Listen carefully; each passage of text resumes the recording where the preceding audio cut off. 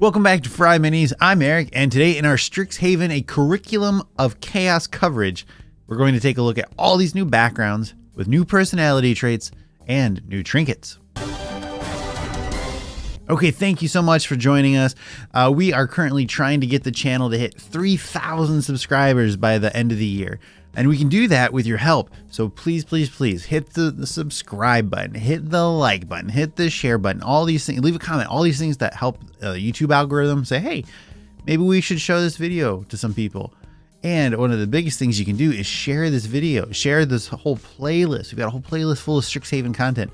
Post these on Reddit, post these on forums, post these on Facebook. I know there are lots of people out here that want to watch these videos, but because our subscriber base is so small, I don't think YouTube is showing them to as many people that would want to see them. So anything you can do to help with spreading the word of FryMinis would be absolutely amazing. So thank you for anything you can do, even just watching the video. Strixhaven is a magic school with different colleges in it, right? So like Lorehold is one of the colleges. And so all of these are based on Magic the Gathering things. So they all have different kind of focuses and themes to what kind of spells and like what kind of personality they all have. And I think this book does a great job making them all feel distinct and special. And so each of these colleges gets its own background. So its own proficiencies, of course, its own equipment, but there are a couple spicy things here. So like some of the other Magic the Gathering backgrounds, you're getting access based on which background you take. You're getting access to a whole new spell list that you can add to your class spells. And if you're multi-class, you can add it to all of those, so you don't have to choose anything really. But you're also getting a feat, and that feat is tied to which background you have. So if you pick Lorehold as your background, you also get the Lorehold version of the Strixhaven Initiate feat. And those feats give you 2 cantrips and a first level spell. So all of this being tied into your background is pretty hardy. And I've seen some people say, oh, Eric, this is the same thing as Theros having those supernatural gifts that you can get, or the dark gifts from Van Richten's guide. And I disagree. I mean, ultimately in power level, yes, if you get them, yes, they're power wise, they're roughly the same, right? But I think it's putting you in a weird spot. So those are listed as optional. Those other book items, those are, oh, you also might be able to have that. So as a dungeon master, you're not telling a player, no, you don't get this thing. It's, oh, now we're just not using that. And I think that's a different story, a different kind of conversation with a player than, oh, hey, this background straight up gives you a feat. If you want to use it, you're just not getting that feat, or you're taking it off the table altogether. Now you're making the DM kind of like a wall, like you're banning content that you might not want to. For me, I absolutely hate not allowing, especially official content. So I don't know how I feel about these. I think it's different than the supernatural gifts and the dark gifts in practice, in execution. So do I think these are overpowered? No. Do I think these are going to destroy the game? No. Do I think these are strong and an interesting development for backgrounds? Yes. But I like that. So I wish backgrounds had these super incredibly robust mechanical aspects, right? A lot of them, the traditional backgrounds, are really, really just flavor. I like that these can impact your character so much. Like some of the old backgrounds are, okay, you can get free housing at an inn. Like that's great. Or like the pirate, like you can get away with minor crimes. Like stuff like that's cool. But this is just another degree. But I'm all about, I mean, truthfully, and this might be a really hot take, I like the idea of moving your stat bumps off of races and just putting them on your background. I think that's cool. I think that's a really fun way to do it. And that way you're avoiding the whole stats for race conversation. Okay, so that's enough from me. So I know you're here, you want to see the info, so let's go for it. Strixhaven backgrounds. This section presents 5 backgrounds that you can choose to reflect your character studies preparing to enter one of Strixhaven's colleges. You aren't limited to these backgrounds in the Strixhaven campaign. They're just one way you can choose to dive deeply into your character's college affiliation. If you do choose one of these backgrounds, you can assume that your life to this point has been consumed by the education that has made enrolling at Strixhaven possible for you, and you might not have much experience of the world beyond that preparatory work. You're ready to excel as a student, and that in turn will prepare you to excel at whatever path comes after graduation. I think that's a good way of explaining why you don't have like a history. And I think this is assuming that you're kind of a younger character, but I mean, if you're an elf and you live for 700 years, when do you go to school? Like, do you go to school when you're 100 years old? I don't know. So it works. I'm okay. And we have our first background. We're going to go through alphabetical order here with Lorehold. You have spent your youth preparing to be a student of Lorehold College, reading every book on the college's recommended reading list for prospective students. Your academic passions are in the broad field of history.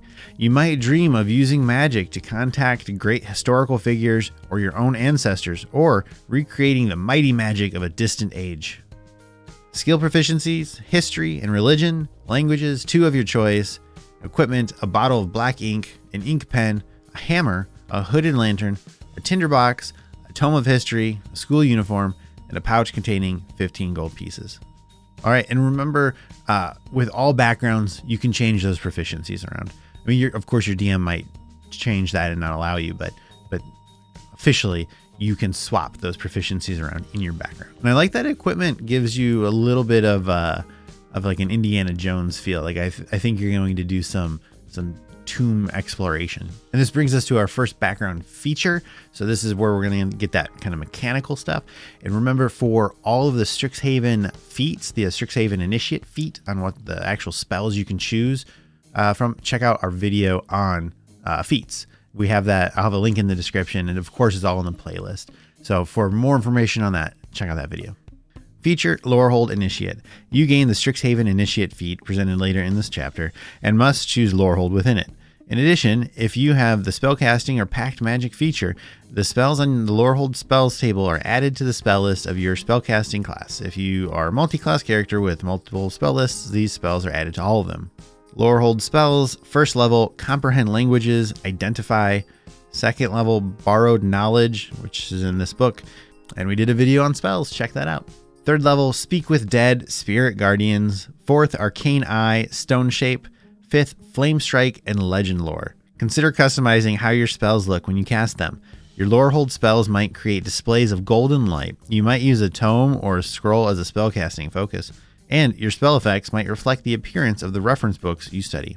Come on. I think Lorehold, this sounds super cool to me. These spells, absolutely. You're digging in. You're trying to uncover ancient secrets. I mean, it's what it says on the cover, right? You're trying to get the lore. You're trying to get the history. I think this is a very thematic list. I'm not sure where Flame Strike comes from on there, but hey, I'm not going to turn down a mediocre AoE. Building a Lorehold character. Any class or subclass that deals with knowledge of the past can be a good fit in Lorehold. Bards thrive in Lorehold, and wizards, particularly those of the School of Divination, are numerous among its students. Clerics, often with the knowledge or light domains, are also quite common. For a more unusual take on a Lorehold student, you could consider playing a barbarian with a primal connection to the past, perhaps adopting the path of the ancestral guardian from Xanathar's, or a paladin whose Oath of the Ancients gives a concrete link to history. So that's one thing I really, really appreciate about these listings here are specific examples of common character types that you might see in each of these schools and kind of how to tie it in. So I think I'm really happy to see that. Suggested characteristics, methodical historians and daring adventurers alike can be found among the ranks of Lorehold College. The Lorehold personality traits table suggests a variety of traits you might adopt for your character. The Lorehold personality traits table is a D6. 1. I thrive on esoteric lore. The more obscure the historical references I can include in everyday conversation, the better. 2. By searching for those lost artifacts, I hope to find who I really am along the way. 3. I can barely go a minute without talking about my research. I have so much knowledge in my head and it needs to be let out somewhere. 4, the spirits of the dead are so much more interesting to talk with than my living classmates. 5, I can speak eloquently about the historical ramifications of an ancient war, but ask me to add 2-digit numbers together and I'm a mess. 6, in the end, it's all just entropy. Everything falls apart someday. If you've been around FryMinis for a little while, you know that I love to have personality traits and ideally ideals, bonds, and flaws too, for everything, for backgrounds, for races, for classes. All of these unique character suggestions and tips, I think, go a long way. So personality traits are absolutely better than nothing at all. So it's a win in my book. Lorehold Trinkets. When you make your character, you may roll once on the Lorehold Trinkets table instead of on the Trinkets table in the player's handbook for your starting trinket. Lorehold Trinkets table is a d6. 1, a map made of concentric circles that can be rotated around the page. 2, a puzzle box bedecked with amber. 3, a dented brass compass with a red needle. 4, the head of a broken statue that houses the consciousness of a snarky sage. 5, a sheet of parchment embossed with tactile lettering glowing red. 6, a broken dagger with a wavy blade and a serpentine hilt. Okay, come on. Who's not taking a head with a spirit trapped inside? That, like, you can have that your whole character, the whole 1 to 20 on a campaign, and that can be like a constant part of your character development. And if I had a player pick that and I'm the DM, like, absolutely, we're building a story around that. So Lorehold student, I'm really impressed. I think this is a really cool way to build in so much of the school's personality into your character. I think these options are great. I think the structure is great. This is one of my favorite parts of this book so far. And so that template here we have with the Lorehold with all those different sections. Now we're going to dig into all the other of the 4 remaining. So here's Prismari. Prismari student, you are an artist and you have been preparing to hone your craft according to the traditions of Prismari College. Whatever your medium, sculpture, dance, paint, music, drama, architecture, or any other field, miniature painting, you have grand visions of bringing your art to life in a fusion of magic and creativity. Skill proficiencies, acrobatics, performance, tool proficiencies, one type of musical instrument or artisan's tools, language, one of your choice, equipment, a bottle of black ink, an ink pen, a set of artisan's tools or musical instrument, one of your choice, a school uniform, and a pouch containing 10 gold pieces. Lorehold is cool, history, digging in. I think that's pretty classic. But I love that art is one of these colleges. I think that's so cool to intertwine art and magic like this. I'm really excited for this one. So all of these backgrounds share that you get that Strixhaven initiate feat, and then you pick that assigned school. So we're going to skip over repeating that for every single one. But for this one, of course, you get the initiate feat, and then you have to pick Prismari. But the spells you get to add to your list are pretty great. Prismari spells: 1st level Chromatic Orb and Thunder Wave, 2nd level Flaming Sphere and Kinetic Jaunt, 3rd level Haste and Water Walk, 4th level Freedom of Movement, Wall of Fire, and 5th level Cone of Cold and Conjure Elemental. Not a bad spell here. Those are all absolute fantastic spells. Clearly these are more damage oriented spells, but holy cow, all winners. Consider customizing how your spells look when you cast them. You might wield your Prismari spells with dynamic gestural movement, as much dance as somatic component. Even a blast of fire in your hands is a sculpted work of art. Elemental forces make grand designs as you hurl spells. These forces might linger on your body or in your clothes as decorative elements after your spells are dissipated, as sparks dance in your hair and your touch leaves tracings of frost on whatever you touch. That just sounds cool. That's just like a swoopy, fancy, it's great. I think that's awesome. I particularly love the idea of maybe like a big, beefy eldritch knight. So a fighter just like wearing heavy plate, just like dancing around. I think is really fun. Building a Prismari character, any class or subclass that wields elemental forces of cold, fire, lightning, and wind can be a good fit in Prismari. Druids and sorcerers are common in Prismari, and wizards who study the schools of evocation or transmutation are also well represented. Clerics aren't very common in the school, but some with the Tempest domain end up here. Beyond the ranks of traditional spellcasters, Lorehold students also include monks who follow the way of the four elements, some acrobatic rogues and fighters, including those who emulate the archetype of the Eldritch Knight, also delight in the athleticism of Prismari performances. I like the idea of aggressive dancing. I think that's fun. Suggested characteristics. Though the curriculum of Prismari College attracts many outgoing and driven artists, the school has no shortage of shy scholars and lackadaisical blowhards among its ranks. The Prismari personality traits table suggests a variety of traits you might adopt for your character. Prismari personality traits table is a D6. 1. I'm the life of the party, and I expect everyone's attention when I walk into a room. 2. 2 weeks ago, I was enthralled with my latest project. Now I think it's garbage and deserves to be destroyed. 3. I believe everyone has the ability to express their truest selves through art, and I'm happy to quietly push them in the right direction. 4. Everyone is a critic, and I work to win them all over. As a YouTuber, let me tell you, good luck with that. 5. I'm beset with such an overwhelming sense of ennui regarding my art. Nothing quite captures my attention anymore. 6. Instead of confronting my negative emotions, I channel them into explosive artistic displays. Well, now I feel like this is really just talking about dramatic theater, kids, and I'm okay with that. Prismari Trinkets. When you make your character, you may roll once on the Prismari Trinkets table instead of on the Trinkets table in the player's handbook for your starting trinkets. Prismari Trinkets table is a D6. 1. A pair of rose-tinted glasses with glittery frames. 2. A stoppered glass bottle that when opened plays a brassy orchestral piece. 3. A quartet of hovering water motes in a vial. 4. A bandolier of watercolor paints. 5. A tiara capped with a crystal that crackles with harmless lightning. And 6. An iridescent quill. Rose-tinted glasses with sparkly frames. Let's do it.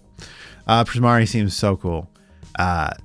Lorehold, it's a little more classic. This one is super fun, flamboyant, in your face. I think it's cool to see such a... I don't even know. I'm struggling with words here. I think it's cool to see such a extravagant option here. So I'm a big fan of Prismari. I think that's really well done. Up next, we have Quandrix. In preparation to become a student of Quandrix College, you have spent years working through the college's math problems for prospective students. Your interests concentrate on the mathematical principles and patterns found in the natural world. You might lean more towards mathematics or physics, or you delve into more abstract studies of metaphysics, arcana, or logic. Skill proficiencies, arcana and nature. Tool proficiencies, one type of artisan's tools. Language, one of your choice. Equipment, a bottle of black ink, an ink pen, an abacus, a book of arcane theory, a school uniform, and a pouch containing 5 gold pieces. I mean, nerds are awesome. We're all here, right? Using math to do magic, to try to define the world and reality, look beyond what our eyeballs see before. Wow. Quandrix is... I really like all these ideas. I think so many of these are so cool. But Quandrix, I think, is probably my favorite theoretical, design for one of these classes or schools. Quandrix Initiate, we get our feat and we get our new spells.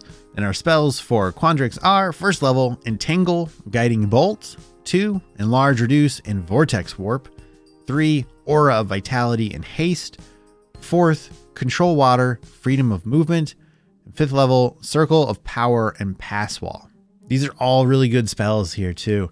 I like that so many of them have kind of like secondary effects or buffing effects or debuffing effects, where Prismari was just kill you and Lorehold was really utility.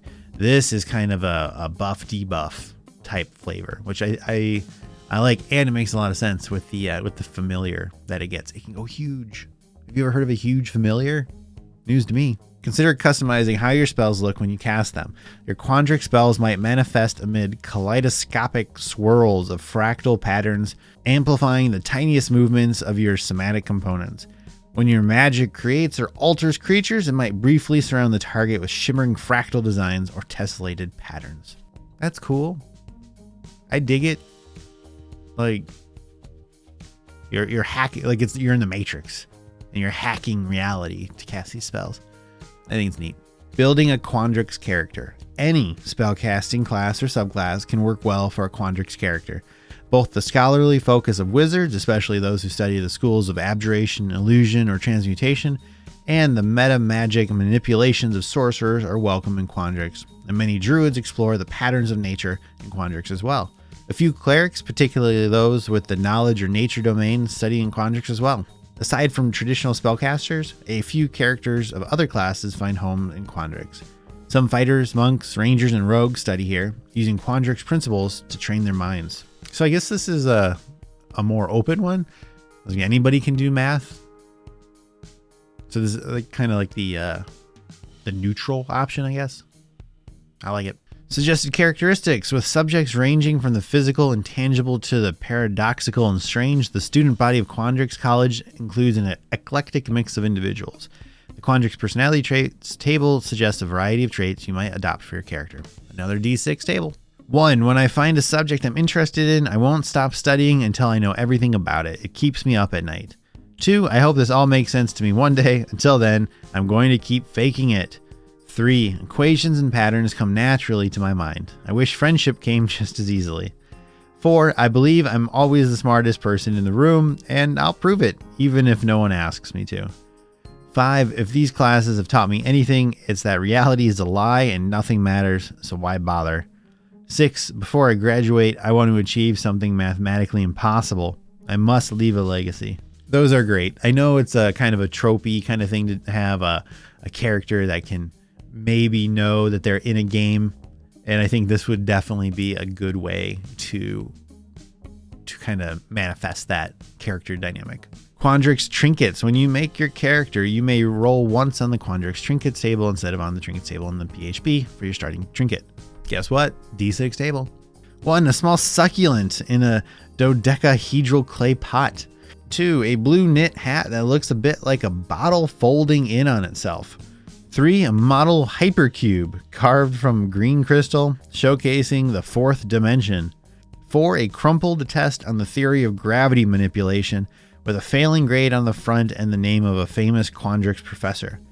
5. A blue tetrahedron that, when tapped twice, projects a recording of an old mathematics lecture. 6. A round bread roll cut so that someone could spread butter on both halves without ever lifting the knife. Okay, I don't know if this is a reference, but I've been watching Foundation on Apple TV, and there's a little thing that when you tap it, math comes out that predicts the future. Not a spoiler. And I think number 5 there, I think that's a reference. So I'm cool. Quandrix is good. I'm not blown away by this one, but I like it. I'm satisfied with it. Okay, we've got 2 more left to go. Up next is Silverquill.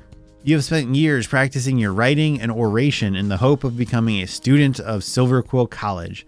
Your studies focus on language, literature, and the power of words, both magical and otherwise. The metaphorical power of words to illuminate or conceal is joined with the literal ability of magic to do the same in your academic pursuits. Skill proficiencies, intimidation, and persuasion. Languages 2 of your choice. Equipment, a bottle of black ink, an ink pen, a book of poetry, a school uniform, and a pouch containing 15 gold pieces. So Bard School. This one's Bard School. Bards go to this school. Feature Silverquill Initiate. So we get our Silverquill feat, and of course we get to add spells to our spell lists. Silverquill spells, first level, Dissonant Whispers and Silvery Barbs. And if you haven't watched the spells video we did, you need to go watch that because this spell is nuts. 2, Calm Emotions and Darkness. 3rd, Beacon of Hope and Daylight. 4th, Compulsion and Confusion. 5th, Dominate Person and Rari's Telepathic Bond. So those are good spells, but I think this is the weakest of the spell lists so far. Like, some of those aren't super duper great. Like Compulsion, like these make sense. Like thematically, I think they're good picks, but some of the other, the ones we've already looked at are so great that there's a little wiggle room here. But I think Silverquill has the coolest familiar. So check out the familiar video to learn about the flying and hovering and immune to some damage familiar.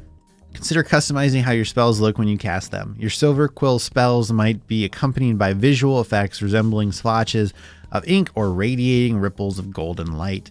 Any auditory effects of your spells often sound like amplified echoes of your own voice speaking the spell's verbal components, even amid the crash of lightning or fiery eruption. The voice. If you've seen the new Dune movie, in particular, I mean, I know it was in other Dune movies and books and stuff, but the effect, the voice effect from the new Dune movie, I think is perfect for this. It's this like scary, multiple voice, just like crushing sound that's just like creepy and strong. Yeah, that's definitely probably how I would want to flavor it.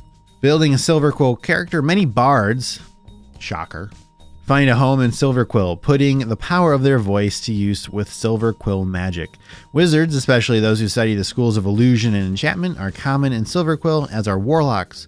Clerics with the divine domains of light and trickery also fit in well among the mages of Silver Quill. A number of both paladins and rogues attend Silver Quill College as well, highlighting the diversity of the student body. I don't know if you picked up on the theme here of dark and light, of using words for good and for bad, and kind of like mind control and convincing people, and paladins and rogues. So I think it's a good duality kind of dynamic here. I'm on board. Suggested characteristics: with the college's intense standards looming over them, Silver Quill students range from cocky and cutthroat to overwhelmed perfectionists. The Silver Quill personality traits table suggests a variety of traits you might adopt for your character. D6, here we go. 1. I'll say whatever I need to in order to maintain my high social status. 2. I prefer saying the blunt truth over a pretty lie, and I don't particularly care whose feelings I hurt. 3. I believe that uplifting my peers is the best way to succeed.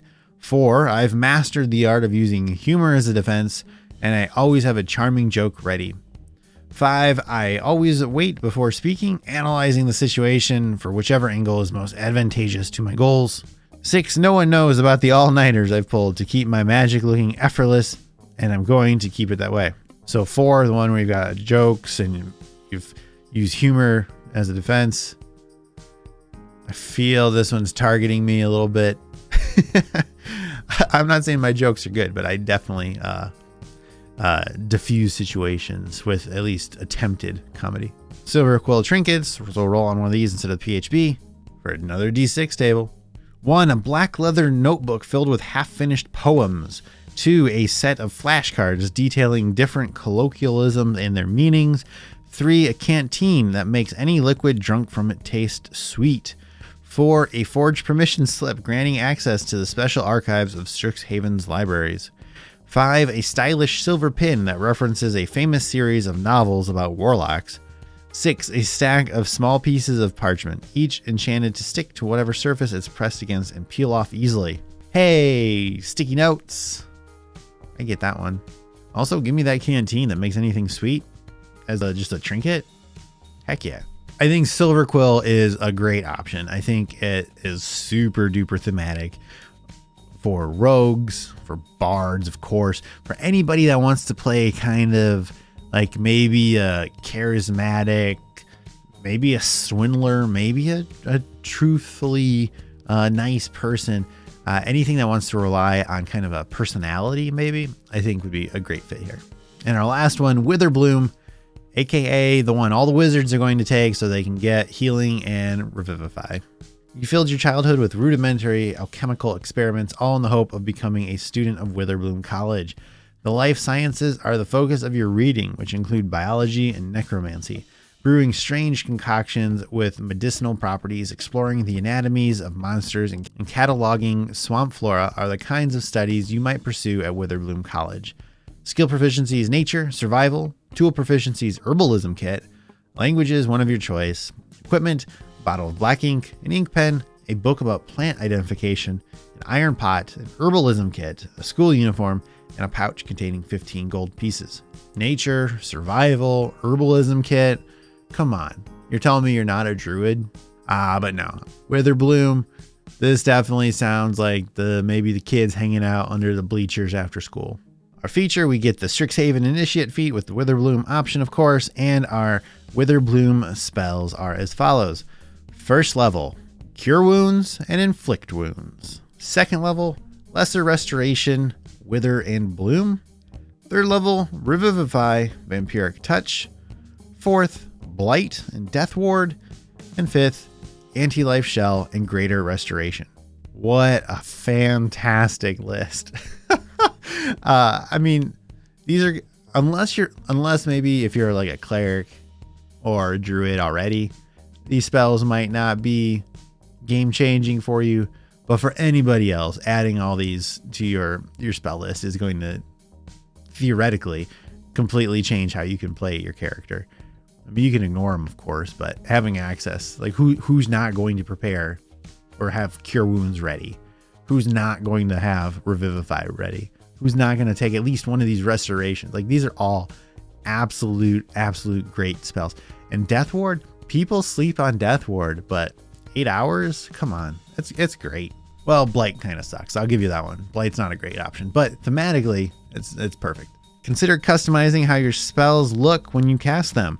Your Witherbloom spells might rely on material components or spellcasting focus drawn from the swamp environment of Witherbloom, and your spells might take on an appearance suggesting those natural elements. Spectral shapes of swamp animals or plants might form amid your spell effects.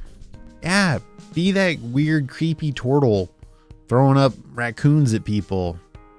Handfuls of mud. I think that's fun. I mean, I like the idea of playing like a bayou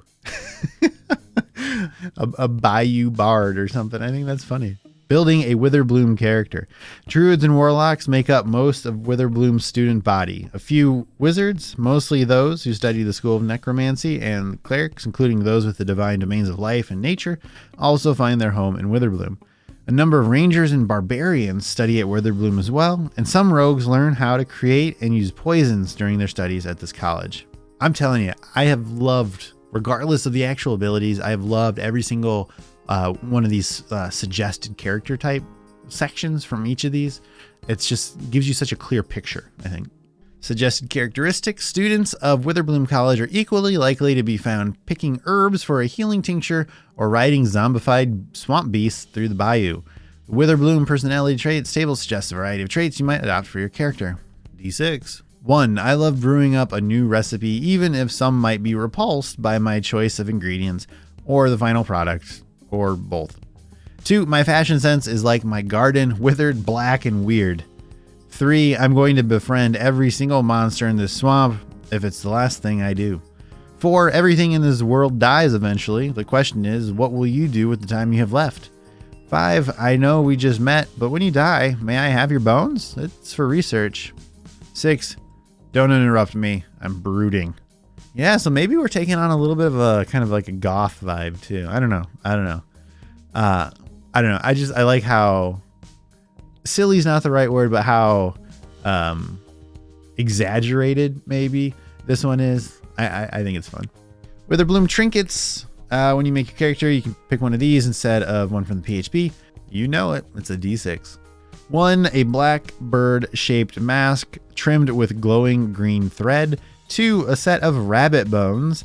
3. A pair of thick knee-high waders stained with muck and moss. 4. A slimy green tentacle which occasionally wriggles. 5. A notebook containing waterproof paper. 6. A necklace of 5 small vials, each filled with luminescent white liquid.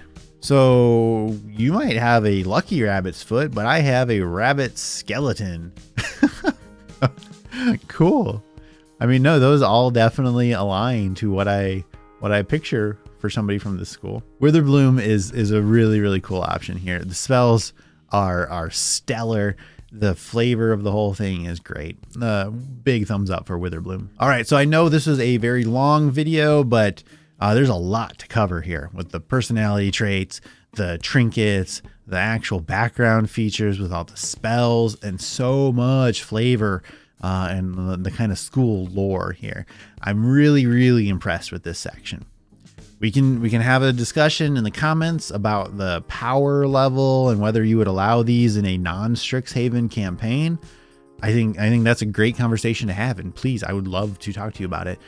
So leave a comment and we can talk, or join us over at discord.gg/FryMinis and we can talk about it there too. But again, please, we are trying to hit that 3,000 subscriber mark by the end of the year. So like and subscribe, but share these videos. We need to get more eyeballs on them. So anything you can do is awesome. Thank you. I think these are really cool background options. Let me know what you think. Later, Gator.